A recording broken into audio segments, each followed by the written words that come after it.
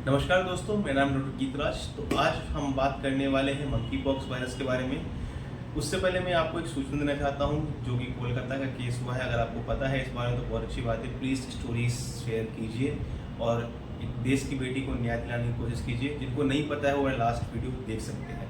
तो आज का वीडियो हम शुरू करते हैं मंकी पॉक्स के बारे में। बेसिकली मंकी पॉक्स जो था एक ऐसा वायरस है जो अभी WHO ने जिसको एक तरह से महामारी के रूप में घोषित कर दिया है, क्योंकि 10 से ज़्यादा कंट्रीज में ये फैल चुका है।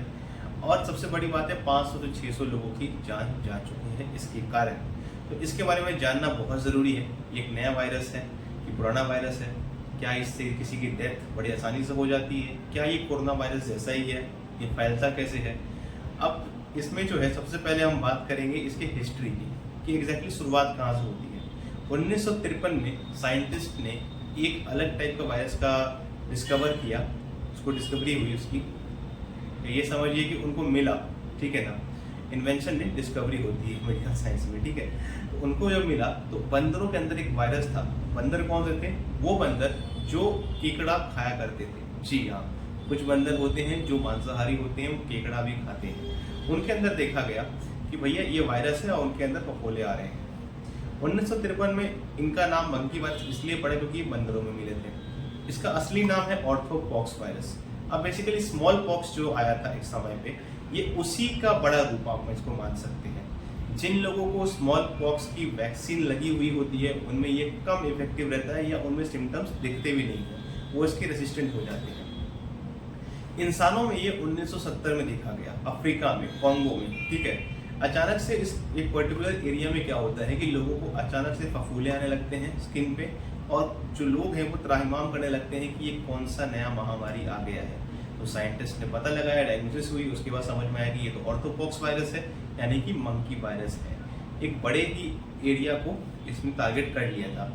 अब ऐसा नहीं कि इसका एक टाइप है, ये होते हैं दो टाइप के। एक है सेंट्रल अफ्रीका टाइप, एक है आपका western Africa type. Central Africa type जो होता है वो ज़्यादा खतरनाक है वेस्टर्न अफ्रीका टाइप से। अब बेसिकली हम इसके डिटेल में नहीं जाएंगे, क्योंकि ये जो है बेसिकली डॉक्टर्स की, मतलब उसमें डॉक्टर्स के टर्म इस्तेमाल करने पड़ जाएंगे जो आपके समझ के बाहर होंगे, तो ये वीडियो थोड़ी सी लंबी खिंच जाएगी। हम बेसिकली सीधे आते हैं इसके सिम्टम्स पे, कि भैया ऐसा क्या है कि जो हमको समझ में आ जाए कि ये वायरस हमें है या फिर हमारे आस पड़ोस में किसी को है, या उससे दूर रहना है। सबसे पहला सिम्टम ये होता है कि सामने वाले के मुंह में अल्सरेशन, लीजन्स या तो फफोले जैसे गोले टाइप के निकलने लगते हैं। ये किसी के मुंह के अंदर अगर आ रहे हैं तो ये सिम्टम होता है कि हो सकता है उसे मंकी पॉक्स हो सकता है। ये नहीं है कि आप उंगली उठा के बोल दे कि नहीं भैया आपको मंकी पॉक्स है, ऐसा नहीं, हो सकता है।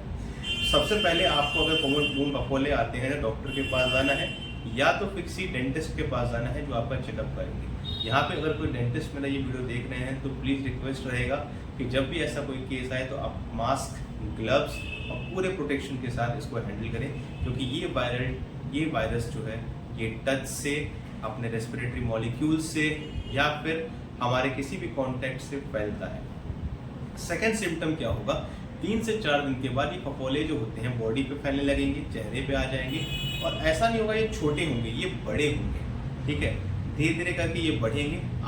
जब ये 20 समय पहुंचते हैं, फॉर एग्जाम्पल 7-8 दिन का समय बीत जाता है, तो फफोलों के बीच में आपको एक छोटा सा डॉट दिखेगा, उसे हम कहते हैं अम्बलिकेटेड लीजन, ठीक है ना। छोटा सा डॉट दिखेगा। जब वो डॉट दिखेगा उसके बाद से इसका जो होता है समय वो पूरा हो चुका है। अब ये फोड़े अपने एंडिंग की तरफ बढ़ते हैं, धीरे धीरे करके फोड़े फूट जाते हैं या खत्म हो जाते हैं अगले 14 दिन के अंदर। बेसिकली ये कितना डेंजरस है देखिए, अगर आपके घर में कोई पेशेंट है जो डायबिटिक है, या जिनको HIV है, या फिर बहुत कमज़ोर है, या कैंसर के पेशेंट हैं, उन पेशेंट्स के लिए ये बहुत ही ज़्यादा डेंजरस है। सेकेंड सिम्टम जो इसका होता है वो होता है फीवर। बेसिकली फीवर जो रहेगा आपको नॉर्मल बॉडी टेम्परेचर से थोड़ा सा आगे रहेगा, मतलब 38 से 40 डिग्री बॉडी टेम्परेचर आपकी रहेगी। हाई फीवर्स हो सकते हैं। ठंड लगना, क्योंकि फीवर है तो ठंड लगेगा ही। बॉडी एक, मसल एक, ये बहुत ही कॉमन फीचर्स हैं। और सांस लेने में दिक्कत, कफ और सर्दी भी दिख जाता है।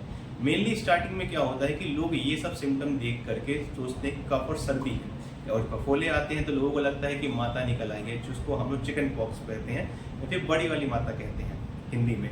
लेकिन यहीं पे आपको यहीं पे सतर्क रहना है। हो सकता है कि ये मंकी पॉक्स हो, ये माता ना हो।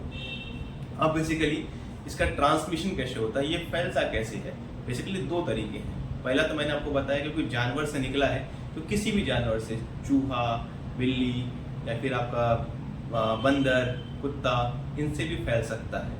और इंसान से इंसान कांटेक्ट, जैसे कि मान लीजिए कि आपने किसी को टच किया या कोई फ्लूइड एक्सचेंज हुआ आपके बीच में या फिर कोई और कांटेक्ट हुआ, उस चक्कर में भी ये फैलता है। कई बार देखा गया है कि अगर कोई व्यक्ति बात कर रहा है किसी से और 6 फीट की दूरी पर है तब भी इसके फैलने के आसार होते हैं, जैसे कोविड में था, क्योंकि ये भी वायरस है। कोविड में था कि वो अलग वायरस था, ये डीएनए वायरस है, ठीक है, ये डीएनए वायरस है। अब बात करते हैं कि इसमें इसका समय कितना होता है, कितने समय तक ये रहेगा, कब तक ये पूरी बीमारी ठीक होती है। बेसिकली पहले दिन से लेके आखिरी दिन तक जो होता है 30 दिन का समय आप लेके रखिए। 25 से 30 दिन में ये बीमारी ठीक हो जाती है। ज़्यादातर पेशेंट्स को इस बीमारी के लिए कोई पर्टिकुलर इलाज की ज़रूरत नहीं पड़ती है, उनको ज़्यादा पानी पीना पड़ता है, सलाइन लगता है एंड ये बीमारी धीरे धीरे ठीक हो जाती है। जिनमें ये ठीक नहीं होती है उनमें एक नाम आता है टैबलेट का, इसको बोलते हैं टी-पॉक्स। टी-पॉक्स 600 mg के नाम से आता है, इसको 2 बार लेना पड़ता है। ये FDA अप्रूव्ड ड्रग है, लेकिन ये आप फार्मेसी से नहीं खाएंगे जब तक डॉक्टर ना बोले।